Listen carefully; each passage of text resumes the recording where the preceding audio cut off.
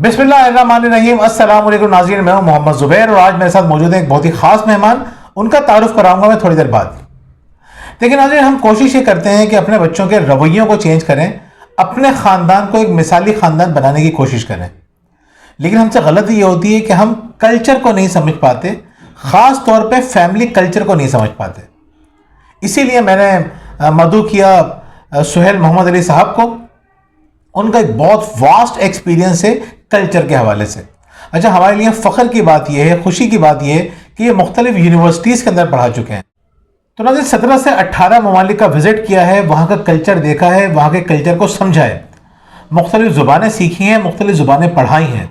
German समझते हैं, Japanese है, चाइनीज़ है, उर्दू में और पाकिस्तान की मुतादिद ज़बानों को बहुत अच्छी तरह समझते हैं, यानी कल्चर इनका मौजू है। तो ये बताते हैं, सर मैं मुझे तो डर लगता है, आप मेरे घर में मौजूद हैं, मुझे तो डर लगता है कि हमारे घर में आके इन्होंने हमारे ड्राइंग रूम की सेटिंग देखी, मेरी बेटी से हादिया से बातचीत की, चाय पी, तो बहुत सारी बातों का अंदाज़ा लगा लिया होगा। तो कल्चर पे माशाल्लाह आपको एक बहुत अच्छी कमांड है। हम कल्चर के हवाले से बात करेंगे। तो आप सबसे पहले तो हमें ये बताइए हमारे नाज़रीन को कि कल्चर से मुराद क्या है और उसको जानना। अच्छा, एक बात और, कल्चर को जानना ज़रूरी क्यों है? क्योंकि हम ये समझते हैं कि मैं अब तक जो समझता हूँ वो समझता हूँ कि कल्चर को अगर नहीं जानेंगे तो आप इन रवैयों को और अपने घर को एक मिसाली घर में तब्दील नहीं कर सकेंगे। तो आपके ख्याल में क्या मैं सही समझता हूँ, कल्चर की इतनी अहमियत है? ज़ुबैर साहब, बहुत बहुत शुक्रिया सबसे पहले तो दावत देने का और अपनी ऑडियंस से मुझे मिलवाने का। पहली बात तो ये कि बिल्कुल आपने दुरुस्त फरमाया कि कल्चर को समझना, आपने सुना होगा, आप खुद पेरेंटिंग के शोबे से आपका एक ताल्लुक है कि जब हम बात करते हैं माहौल की, हम बात करते हैं एनवायरनमेंट की, हम बात करते हैं फैमिली की, तो लफ्ज़ माहौल असल में कल्चर से जुड़ा हुआ लफ्ज़ है। कल्चर को डिफाइन करना इसलिए मुश्किल है, उसकी तारीफ करना इतने मुश्किल है, बावजूद इसके, बल्कि मैं तो चलते चलते एक आपको मिसाल देता जाऊं कि एक जुमला बड़ा फेमस है कि the last thing fish finds in ocean is water. मछली को सबसे आखिर में जो चीज़ मिलती है समंदर में वो पानी है।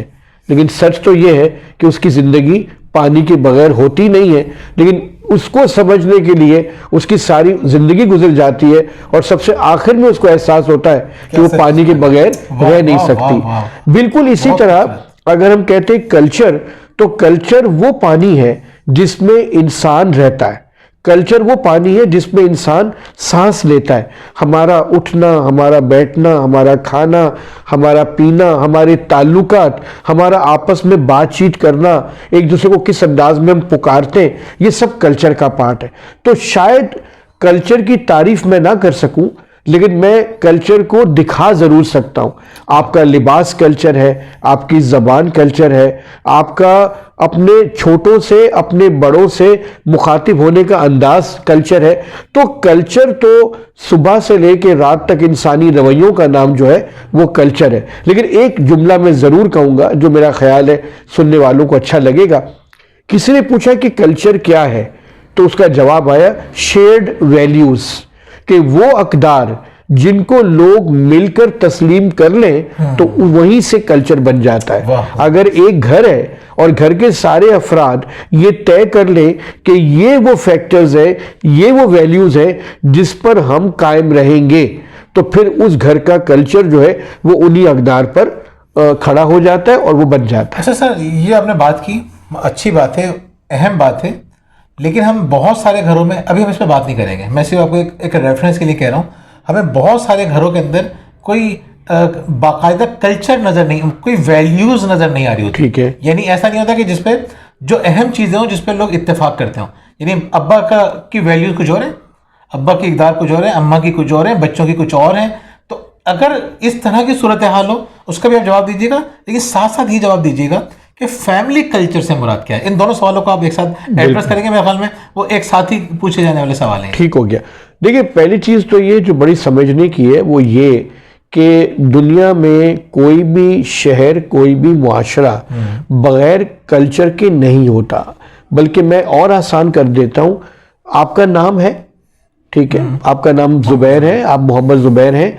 आपका जब नाम मोहम्मद ज़ुबैर की जगह पर अगर जोसेफ होता, अगर आपका नाम प्रकाश होता, तो आपके नाम से मैं बहुत सारी चीज़ें आइडेंटिफाई कर लेता बिल्कुल हूँ। सही। इसका मतलब है कि कल्चर हमें हमारी शनाख्त देता है। वाह। अच्छा, दूसरी बात ये कि शनाख्त हमारी एक नहीं है।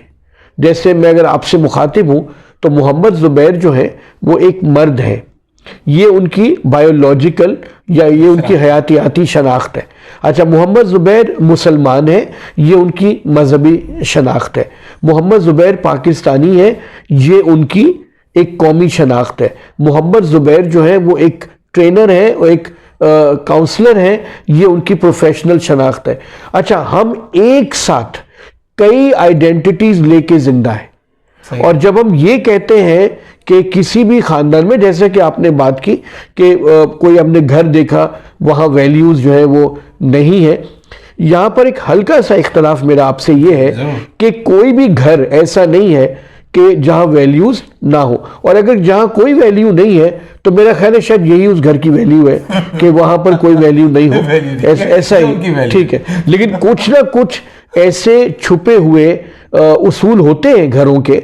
जैसा आपने कहा कि अगर घर में कोई बुजुर्ग है, कोई बड़ा है, और उसकी एक ऊंची आवाज से सब अगर खामोश हो जाते हैं तो कोई ना कोई वैल्यू तो यहाँ पर भी छुपी हुई है। तो इसका मतलब है या तो खौफ होगा, या एहतराम होगा, या इज्जत होगी, या किसी किस्म का एक, या उनके बोलने से किसी को फर्क नहीं पड़ रहा, तो ये भी एक किस्म ये भी यानी वैल्यू को डिफाइन बिल्कुल।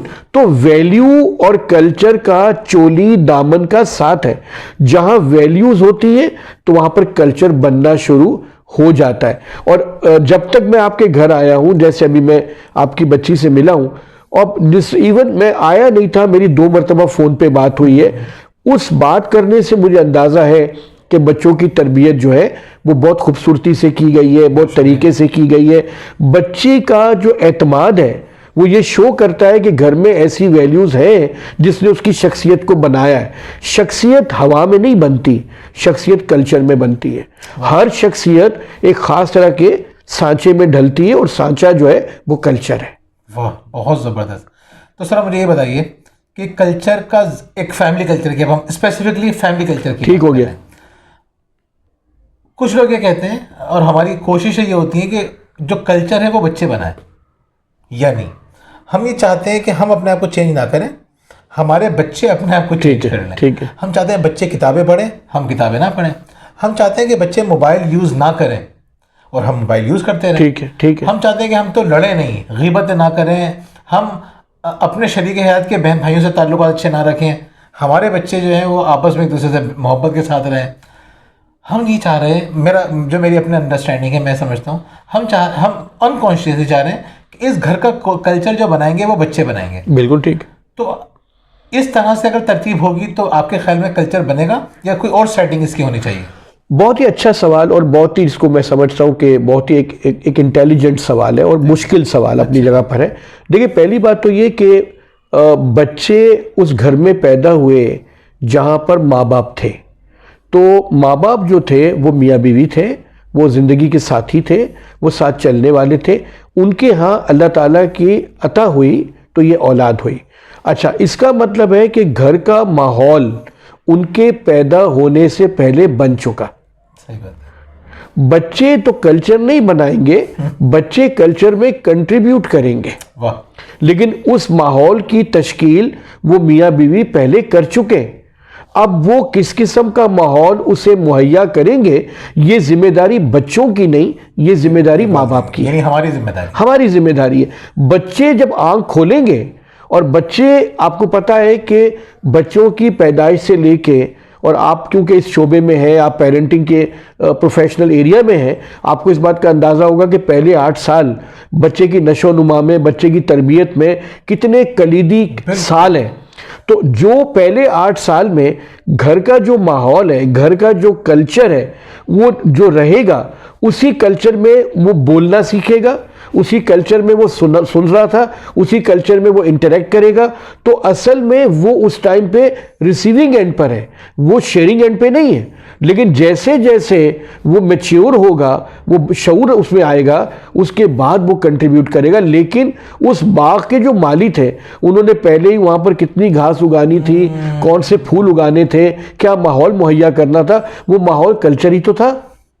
तो वो माँ बाप की जिम्मेदारी है कि वो जिस किस्म का माहौल उसे देते हैं, वही कल्चर उसके फ्रेम में बनेगा जिस कल्चर में उसने आंख खोली है, फिर वो बड़ा होकर उसमें कंट्रीब्यूट करेगा। नाज़रीन, बहुत मज़ेदार टॉपिक है और बहुत बड़ा टॉपिक है। मतलब ऐसा नहीं हो सकता कि हम इस कल्चर को और फैमिली कल्चर को एक सेशन के अंदर कवर कर सकें। बहुत डिटेल टॉपिक है और अजीब व गरीब बात यह है कि इस टॉपिक के ऊपर हज़ारों किताबें आपको मिल जाएंगी, यानी इतना बड़ा बड़ा बिल्कुल मौजू है। बिल्कुल ऐसा अच्छा, ही। इसका मतलब ये है कि हम इस टॉपिक के ऊपर मुख्तलिफ वीडियोज़ बनाएंगे, इस टॉपिक को मुख्तलिफ एंगल से देखेंगे और हम ये देखेंगे कि एक अच्छा फैमिली कल्चर क्या होता है। और हम साथ साथ ही यही नहीं देखेंगे कि खूबियाँ क्या होती हैं, हम ये भी देखेंगे कि इन खूबियों को अपनी ज़िंदगी में शामिल कैसे किया जाए। तो आज का जो हमारा कंक्लूजन है वो ये है कि बड़ा घर वो होता है, अच्छा घर वो होता है, खुशहाल और कामयाब घर वो होता है जहाँ सब मोहब्बत से रह रहे होते हैं। ये वो घर होता है जहाँ बच्चों की ग्रोथ नज़र आती है। ये वो घर होता है जहाँ कल्चर अच्छा होता है। ज़ुबैर साहब, एक बात मैं चलते चलते करना चाहूँगा। अक्सर हम कहते हैं कि मैं अपने बच्चे को एक बड़ा इंसान बनाऊंगा या मैं अपनी बच्ची को बड़ा इंसान बनाऊंगा, तो उस पर अशफाक अहमद की बड़ी अच्छी मिसाल वो देते हैं।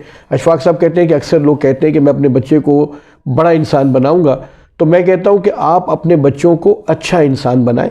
अगर वो अच्छा इंसान बन जाएंगे तो खुद ही बड़े बन जाएंगे। अगर पहले बड़े हो गए तो मुमकिन है कि शायद वो अच्छा ना बन सके।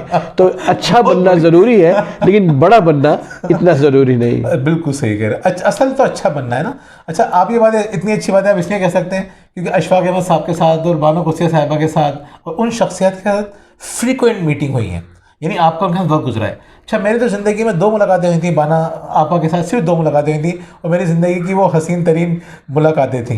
लेकिन आपको तो ये आपकी खुशनसीबी है कि आपकी बहुत सारी मुलाकातें हुई। बल्कि मैं तो ये कहूँगा कि पाकिस्तान के कल्चर को बनाने में बानो आपा का और बाबा अशफाक अहमद का बड़ा कंट्रीब्यूशन है। बल्कि जिस तरह से घरों के कल्चर को बुजुर्ग बनाते हैं, पाकिस्तान के कल्चर को इन दोनों ने बनाया है। वाह वाह वाह वाह। नाज़रीन, देखें वो कल्चर किस तरह से बनाया, इस मौजू पे हम बात करेंगे इंशाल्लाह अपनी आने वाली वीडियोस के अंदर। Thank you so much. बहुत शुक्रिया। अल्लाह हाफ़िज़। अल्लाह हाफ़िज़।